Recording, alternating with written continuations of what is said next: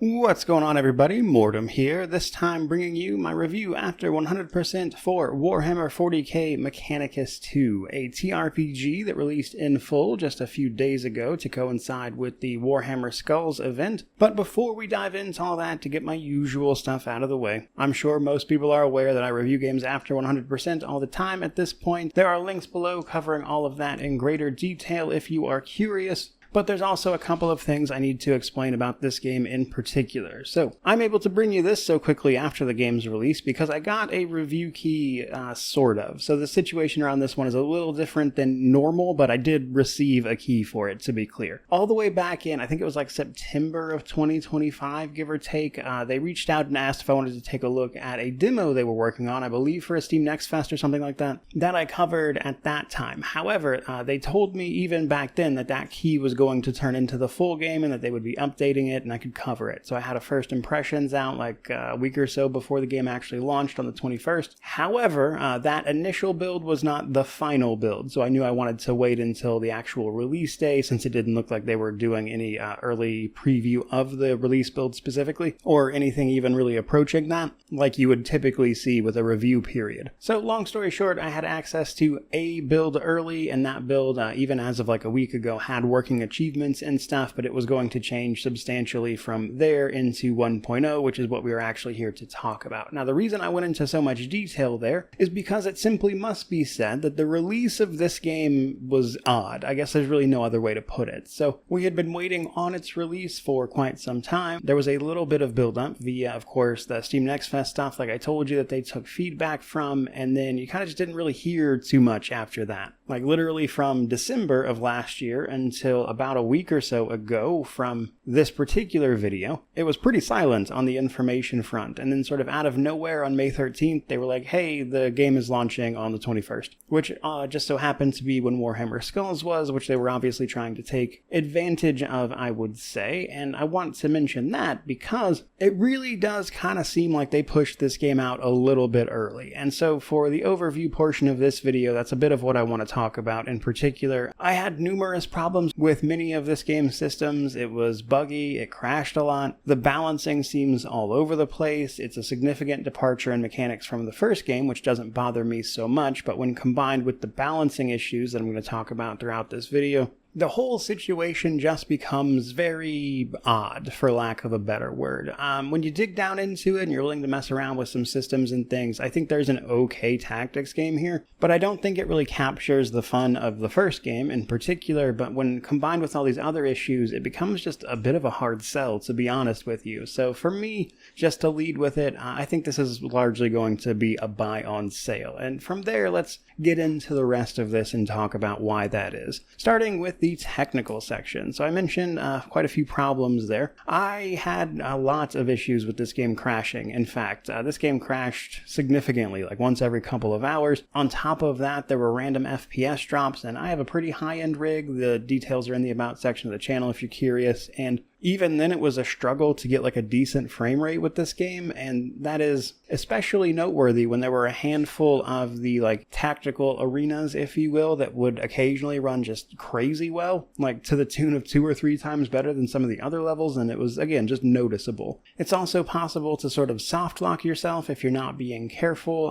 There are issues where you can just like mid-mission be unable to continue forward, like it's not going to be possible for you to finish the next fight, that kind of thing. And I even had one save in particular that I guess got corrupted or something. I'm not exactly sure what happened, but I stopped being able to access progression from that save. Like the menus you would open to do that just completely stopped functioning, and so I had to revert back to an older save where they were working and then continue forward from there, and then it was fine. But that cost me a couple of hours. I also think the game could stand to autosave more, to be honest, as you do have to make manual saves because of a lot of those issues frequently, honestly. So simply put, a lot of issues for this one on the technical side, for me at the very least. But that brings us to difficulty and balance, and that's where I'm going to talk about it here. So I did not enjoy the difficulty presets of this game. There are several of them, and on top of that, you can thankfully customize stuff to be more individualistic in terms of, the exact things you want to change. In particular, what's wrong with the preset difficulties I found is that they are initially incredibly stingy with your main resources, which for Necron campaign campaign is living metal, and for the Adeptus Mechanicus side of it is the requisitions. So you basically need those to reliably field your units outside of your hero characters. On the Adeptus Mechanicus side, you literally have to spend that in order to bring non-leader units into the battles with you. On the Necron side of things, you can bring the units in regardless, but if they get damaged, they go on a cooldown for the next mission, and you have to spend living metal in order to bring them back up more quickly. And given that, in the early game especially, it's really easy to have a battle that is unbalanced and unfair due to things like the RNG, where your side just gets melted, and then suddenly you're in a really bad spot because of, again, the way the game is balanced. And I found that was an issue kind of just across the difficulty presets. And so for me at least, one way around this was to simply mess around with the custom difficulty settings. You can thankfully adjust a lot of that stuff and find something you're a little more comfortable with, which is what I would recommend. In particular, I pretty much immediately jacked up the starting resources. But the other side of that, however, is that in this game, the tactical battles are done in missions for the most part. There are occasionally one-offs, but a lot of them are missions that have multiple battles as part of them, and you have to preserve your group through multiple battles. And I noticed through, honestly, just reloading and restarting battles that I had lost, that sometimes the composition of those battles and where enemies are changes. And it's possible to just get a really bad run of RNG here in terms of like enemy spawns and stuff, and it makes a situation where it's borderline impossible to win if you are messing around with the harder difficulties, and you gotta drop back before the mission if you have a save, mind you. And it gets to be, in combination with the technical issues, kind of annoying quickly if you let it, which again is why I recommend messing around with the custom stuff, but not entirely unlike the first game. If you're able to get past that initial difficulty hurdle, it does get substantially easier, especially towards the late game when you can really lean into a lot of really broken stuff. But even that won't necessarily preserve you from one of the more annoying technical balance side of things, for me at least, which was the Necron Praetorians. So there are basically two units balance-wise that I think could probably stand to have an adjustment, and they are both on the Necron side of things, and that is the Praetorians and the Death Marks. And the reason for this is just the sheer amount of movement those units get. So they can almost completely cross from one side of the map to the other pretty much immediately as soon as you get them, or the enemy uses them. And the reason this is a problem specifically, or at least is incredibly annoying, is because battles require you to keep your main leader character alive. Where the first game had tech priests that you could make a group of and then, equip them with different equipment and abilities and stuff, this game uses leader characters, and those leader characters have to live from one battle to the next. The Praetorians and the Death Marks, if you are facing a group of them, like 3 or 4 of them, it is not uncommon for the enemy AI to use their incredible movement to immediately jump to your back line and kill your main guy, immediately losing you the fight before you've really had a chance to do much of anything. Which is another reason why the early game feels so bad if you're messing around with just the regular old difficulty presets. And the only fun I found on that front was to go in and just manually customize what I wanted the game to do for me, and even then you don't exactly have endless options, but you do have some options. Now, moving on a little bit to the story setup and my thoughts on it. So Mechanicus 2 actually sees us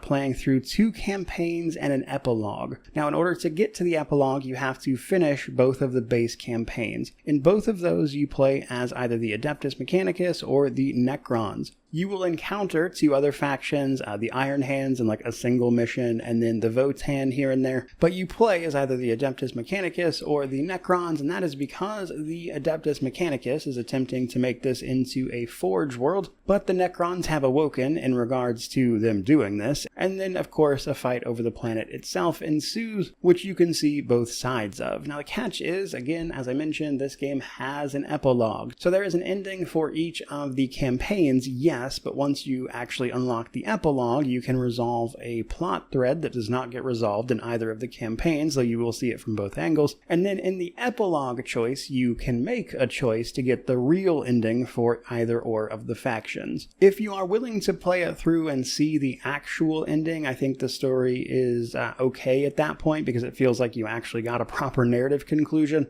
The base endings for both of the regular campaigns are underwhelming, to say the least, though this is primarily a tactics game, so how much people actually care about that is certainly up for debate. Either way though, along that path, you're going to meet a handful of characters for both factions and kind of see some of their inner workings. The Necrons in particular are interesting because you initially, in the prologue, wake up the Pharaon. The Pharaon tries to wake up his Eupatridae before that goes a little sideways. The Adeptus Mechanicus is actively trying to build forged cities and temples while getting ahead of the Necrons at any possible turn, etc., etc. So the story's fine, I guess, overall, if you see it all the way through, and because that requires a not insignificant amount of time invested in a game that is honestly a little rougher on the edges right now, I imagine not a lot of people are actually going to see, is certainly something to be aware of. But that brings us to progression before we start talking about the gameplay and combat. So progression, and this is interesting because, as you would probably expect, both of the playable factions operate a little differently, so we're going to do this one at a time. Now, on one hand, they have some common ground in the sense that each faction ultimately has 5 leader-type characters. These are going to lead your forces on their individual missions. So let's start with the Adeptus Mechanicus. On their end, your leaders will gain augmentation points, or ability points that they can upgrade your abilities with whenever you take them out on missions, like when they lead them, or occasionally through little assignments where you don't actually have to personally take them out. However, in addition to that, as you progress through the story, they can also find alternative equipment that you can choose to swap out. This is different from the way the original game handled it, where there was like gear and things you could equip to customize exactly how a tech priest worked. Here, each of our individual leaders has a sort of play style that they can lean into, and usually unique mechanic that only they deal with. Like Ro, for instance, gets his data choir, which can upgrade his abilities as he uses them and the like, and he can become really powerful towards the end, but that's true of most of them. You can sort of refund and play around with these however you want, so there is a bit of customization there. Now, the other big side of it actually is upgrading your forged cities and temples. So on the strategy layer for these guys, one of the things that they can do on that layer is to build up forged cities, and the more of them they build, up to 8, they can put points that they'll also earn in battles towards these progression or skill trees, basically, that will do things like unlock abilities and potentially units to actually use in combat. Now that's important because as we unlock these characters, you'll be able to assign them to a leader based on how many that leader can take with them, all that stuff, via their requisition costs. So when you start up a mission with one of these guys, you pay requisition in order to bring certain Scutari units along sort of across the spectrum there. Now, unfortunately, on the Adeptus Mechanicus side of things, this does seem to be a little more variable once you get past a certain point, like basically what fits on that page. It seems to randomly select from a pool for a mission, as opposed to being more consistent before that. If you are not careful, or if you don't turn up the requisition amount that you gain like I did, you can find yourself in a position pretty quickly where you can't really use the guys you want to use, which can get old fast, but hey, that's what those custom options are for, I guess.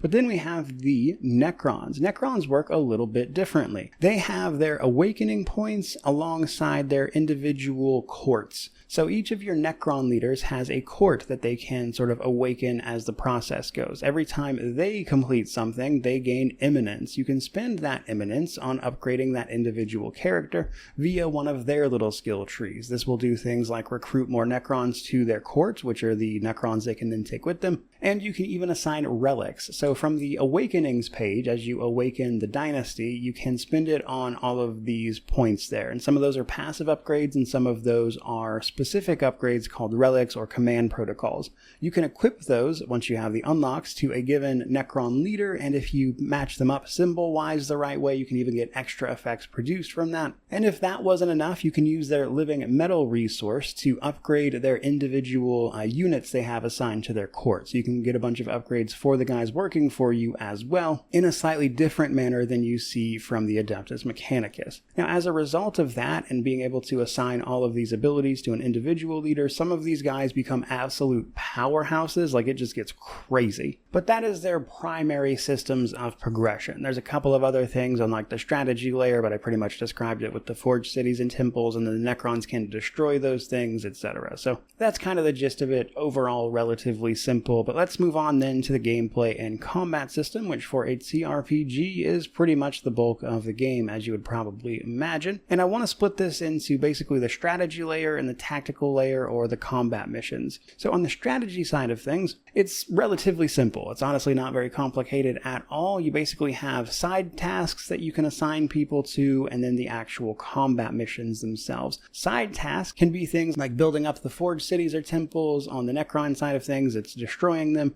There are also individual assignments for specific leaders they will have to go complete to advance the story, but also usually gives them resources. And occasionally you will need to either defend or assault the forged cities on the planet's surface. So the Necrons will be actively trying to awaken the tombs around these forged cities, and if they are successful in doing so, they will then attack said city, and then you will either have to defend it or participate in that attack. Whereas the Adeptus Mechanicus will try to attack these complexes to prevent that from happening.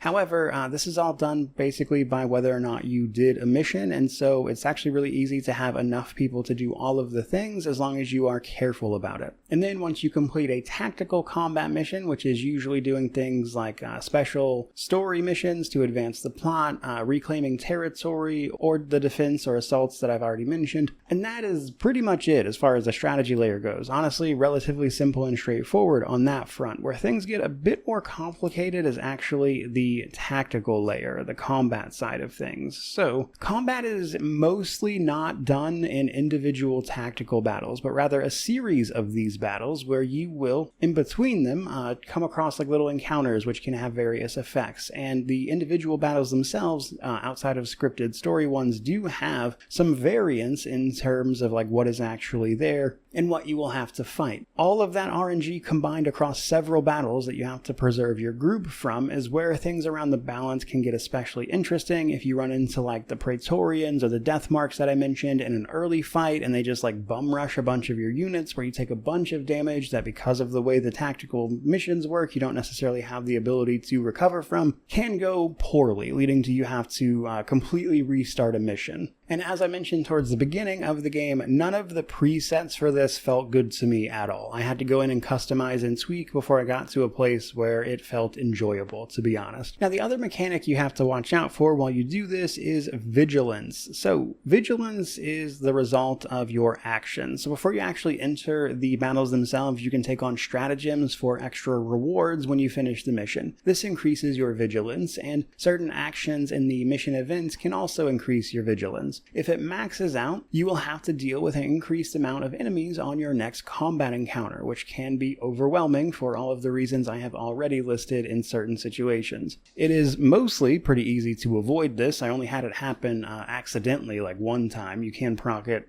for specific reasons otherwise, or if you just want the specific approach that increases your vigilance, you can also do it that way. So it's not the end of the world, but something to keep an eye on for sure. But then there are the combat encounters themselves, based on everything we've already talked about that brought you to that encounter to begin with. First and foremost, you have to protect your leader character, and their health, if you are wondering, does mostly persist through mission battles. That is to say, the individual skirmishes, their health continues forward, so you have to watch not only the battle you're in, but also be mindful of how many battles you have left in this mission. You will occasionally get an event to heal your leader, that kind of thing, but again, you still have to watch it for your minions as well. Now, everyone, for the most part, simply gets a move and an action system. However, there are exceptions to this. Most of the time, using your weapon action cancels whatever movement you have left outside of specific circumstances or upgrades, but for the most part, move, action. However, it's mostly the weapon action that does this. You can, via a variety of means, get skills for individual units, either upgrading them via your court or from the skill tree on the Adeptus Mechanicus, or, you assigned abilities to one of your leader characters. They can usually use those independently of like movement and their regular weapon attack, which it just kind of ends what they can do at that point. So that can take a little playing around with unit by unit to get used to what everyone can do, and it's one of the reasons the Praetorians in particular are so frustratingly annoying sometimes, in that they have this massive movement. They can take all of their movement, then use a movement skill that does not cancel the rest of what they can do that turn, and it also deals damage, and then they can use their weapon actions, of which they have 2, and in anything more than like 1 or 2 of them, it gets old fast. But that core system is what drives all units, and just just like them, you can take advantage of it if you put in the effort to do so. In fact, there are some really strong things later on. Like my favorite was actually on the Necron side of things. One of their leaders, I believe his name is Kvakon or something like that. This guy got a bunch of abilities through the relics I assigned him to basically put out nano scarabs everywhere, these big pools of them. And utilizing that ability, I could not only hit enemies with this at long range, but then if they died within an area of effect caused by those nanoscarabs, they would themselves turn into nanoscarabs, and then I could kill a bunch of enemies that were tightly grouped up alongside turning them into more fodder, and I almost became a sort of Necronmancer, I guess you could call it. And that was a really fun, super abusable playstyle. Late game Necrons are also fantastic at the battle types where you have to kill a specific enemy. If you go into those battles with Death Marks or Praetorians, you can do exactly what the AI likes to do to you, which is use all of those guys to travel across half the map and kill the one specific target that will win you the mission with very little fuss. Now, in terms of mission types, it basically comes down to 3 of them, which is kill everything, kill a specific target, or move to the other side of the map. There is another less frequent, thankfully, but also kind of annoying one where you simply have to survive a set number of turns, and you have to remember that you are not really going to be able to kill all of the enemies there, and you really are just trying to survive. Those are annoying, and they are thankfully usually at the end of a mission, because if you get those ones early on, you're going to lose a lot of units and then still have battles yet to go, which gets old fast. Now, as you would probably expect, both the Adeptus Mechanicus and the Necrons do play a little bit differently in terms of broader mechanics. So the Adeptus Mechanicus has cognition points, which return from the first game, and by taking certain actions or being dealt certain actions from your units, you can earn cognition that you can then spend on, of course, using the better abilities from like your leader, etc., to do the really, really great stuff. Alongside a leader-dependent ability that you can usually use cognition to activate as well, like again, Ro's Data Choir that will give him Data Choir stacks, Kepra's ability to connect to the minions she has, etc. On the Necron side of things, we are dealing with Dominion. The more damage Necrons deal in combat, the more Dominion they build up, and having a certain level of Dominion allows them to use their better abilities once you've got them unlocked. Some of those abilities will actually also consume that Dominion, but it's a more simple system overall. The other thing they do is command protocols. From the relics that they can equip, they can gather abilities, and most of them are command protocols that then your lesser units can activate, typically for some buff or benefit, to make them more immediately useful in combat, but it goes on a cooldown after you use it. Beyond that, a lot of it's just the usual stuff. There are methods of damage mitigation, defense as well as armor. Defense is like a little energy shield that you can use to mitigate some damage, but not all. Some of it cuts through that. Armor is usually like flat damage reduction versus certain types of incoming attacks. There are absolutely things that also bypass that entirely, so you gotta get all of that stuff in mind when you try to mitigate this damage. There are attacks of opportunities. There are a way to ignore those entirely. Flying units don't have to respect, of course, the actual terrain.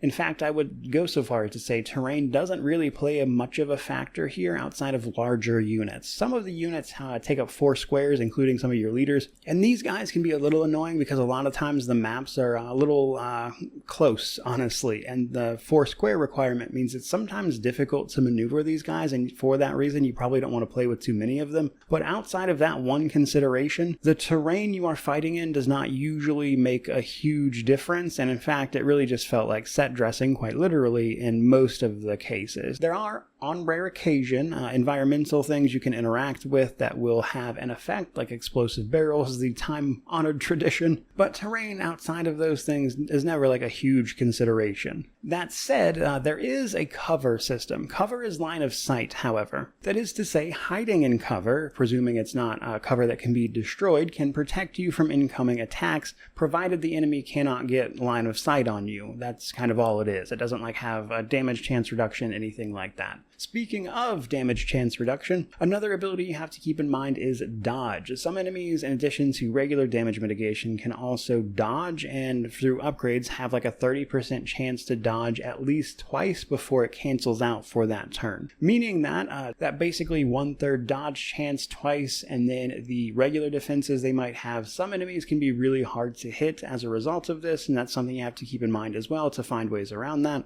AoEs are usually a safe bet, by the way. And all of that is before we even talk about like the individual mechanics of certain leaders. Like the Adeptus Mechanicus has a row in the data choir. Kepra can support all of her surrounding units by doing like data connections to them, which she can then empower them through, that kind of thing. And each leader individually has like the thing that they do. And so, while the combat itself is different from the original game, which obviously isn't going to go over well, the like fundamental system there isn't that bad to me, which is why I think the game is still okay in spite of the problems. What I do think, however, is that the combat that is here needs a not insignificant balance pass to be enjoyable, and that's to say nothing of like the bugs and problems I've run into. So, at least to my mind, that is what we are dealing with overall here, which then brings me to the Steam Deck section. Officially speaking, this game is unsupported on the Steam Deck, and for everything I've already talked about, I'm sure you could guess why. It simply put doesn't run fantastically well over there.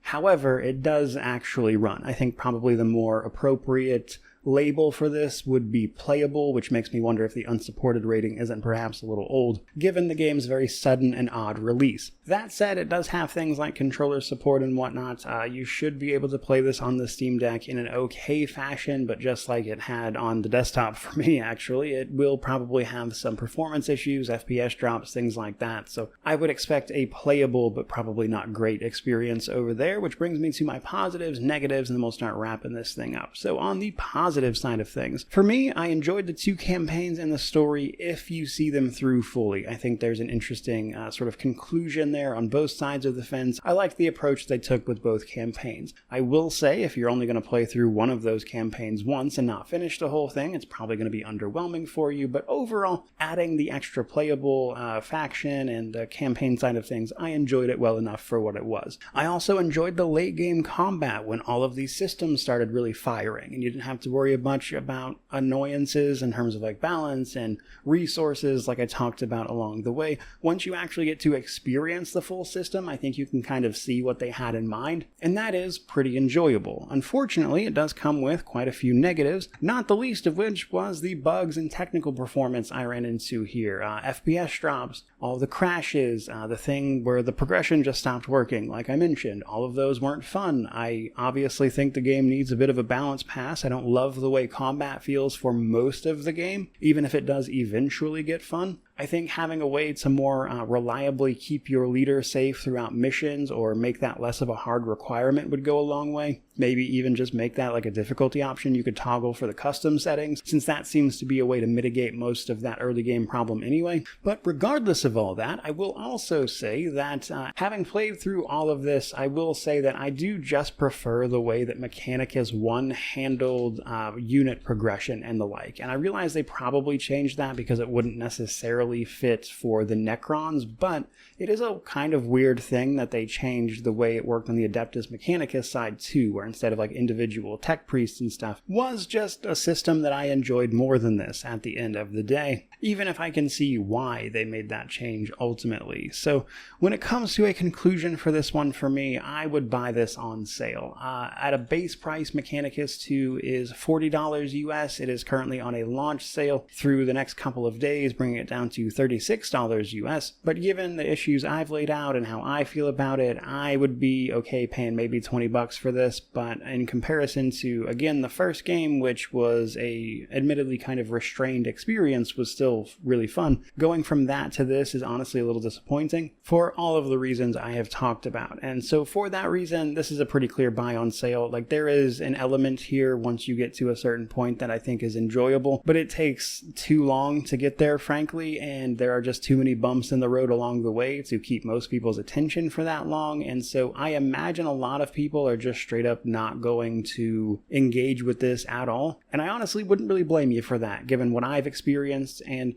I definitely think there is a world where if I wasn't specifically trying to review this, I probably would have stopped before it got to the parts of it I did enjoy. And so for all of those reasons, this is a pretty firm buy on a steep sale for me, which is where we're going to wrap up this particular video. Certainly hope you enjoyed it. If you did, by all means, like, comment, subscribe, all that YouTube jazz. But regardless of any of that, truly, just thank you so much for watching. I really do appreciate it. May you wander in wisdom and have an amazing day.